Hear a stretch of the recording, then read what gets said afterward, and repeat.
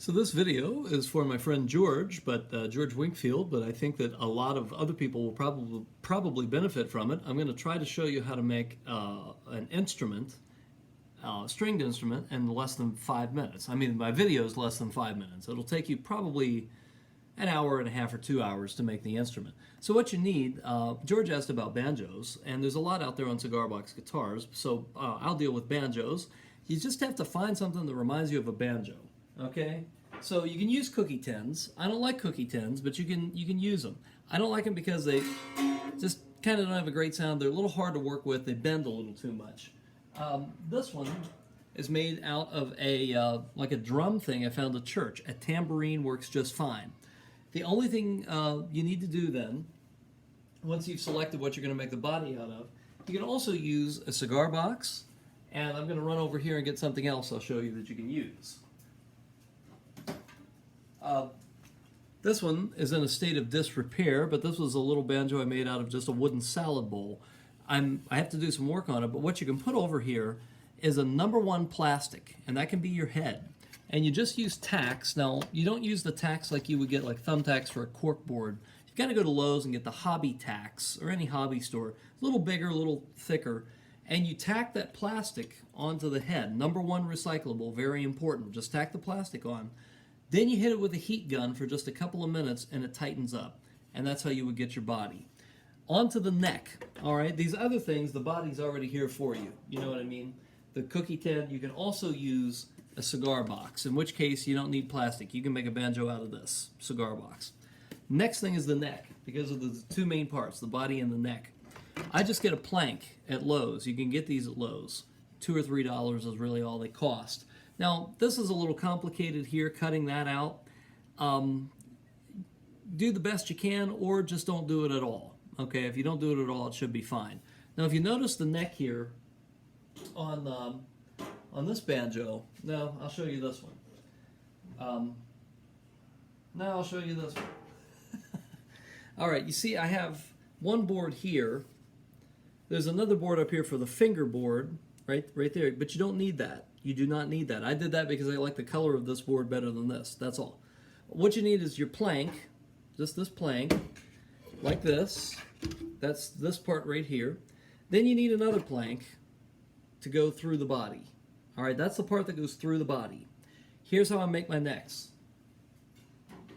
I take my plank like this, right?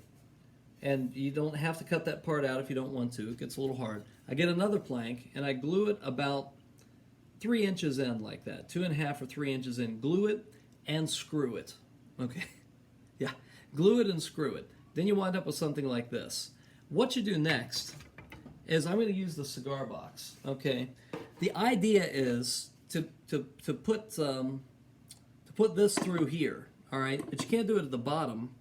It has to go through kind of like this I'm illustrating, okay?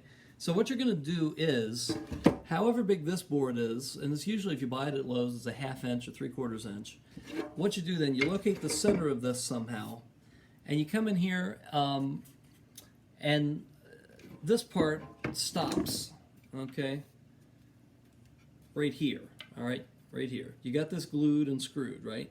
So you want this part to go through here. All right, for the neck, all right?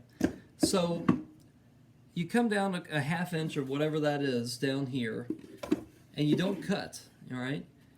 You cut the part below that, so your hole winds up being somewhere in here, so that this part can come up against the neck or the body, like this, all right? And it can go through, all right?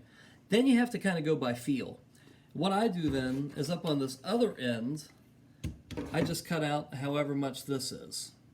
All right, whatever that diameter, whatever you want to call it, measurement is, you cut out of the top. All right.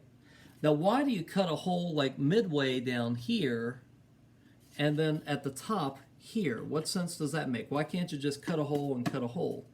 Because you want your neck angle, you don't want it to go straight through the cigar box or whatever you're making that of. You want it to angle back a little like that. All right, and the reason is if you don't do that, your strings are going to be like that far off the fingerboard, and you can't play something like that. All right, so like what I did with this one is the same thing.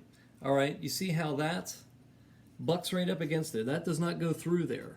All right, it goes through here at the bottom, right? And notice how this goes through at the bottom about midway. Notice up here how it's more at the top. You see that? So that's all you have to do. Get it to where those two boards go through here at those angles. You don't have to glue it. You don't have to screw that or anything. You just stick the board through whatever you're making the banjo out of. All right? Next thing are the tuners, and that's the only thing you really have to buy. You can't fake those very easily. Go to CB Gitty. CB Gitty. Gitty. It's an instrument hobby store. And you can buy tuners for like $1 a piece. $5 you have it. Make a 3-string. Don't make a 5-string like this. It's too complicated. Only put 3 strings. You could do boom, boom, boom for the tuners. All right, that's easy. Then you're going to need your bridge and something to hold the strings on. I made that little tailpiece you can see out of wood. Doesn't take a lot of skill, really, honestly. A saw, even if you have a saw, you will need a drill like that. And then what you do is, there's a number of ways you can do it. You could also just put some little tacks in here and attach your strings to the tacks and to the tuners. You're going to need a bridge, and that suspends the strings up off that. You're going to need some kind of a nut up here to catch the strings going back. I used a bolt. That works just fine. I think that's about all you do. Now, what do you do for strings? You can buy strings. Use fishing wire. If you got fishing wire around, use different gauges. This banjo, or don't make a banjo, make a 3-stringed instrument. That's a lot easier. I've got a lot of 3-string. Let me show you one I made. Okay. All right, here I am. See, same principle with this. You see how I've done it? See that? So these two boards are glued together and screwed together. It does not go through here. You have to cut that down here just for this board so this board can go through. It's coming through the middle here and up at the top here. That gives you a good angle for your bridge here, or for your instrument. You got good low action there, you can play it, and then you adjust the bridge to the height that you want the strings to be. They can be higher, they can be lower. All right, I made a 3-string instrument, and you can play 100 songs on that. Now this has frets. You don't need frets. Most of what I make doesn't have frets. But anyway, these are usually tuned like GDG or GDG. All right, tune it by ear. Whatever you want to do, you'll have a banjo. I went over a few minutes, but if you have any questions, let me know. And if you get stuck anywhere in the process, we can troubleshoot it. I've never made an instrument and screwed it up so bad I couldn't fix it. All right, we can make it playable. So let me know.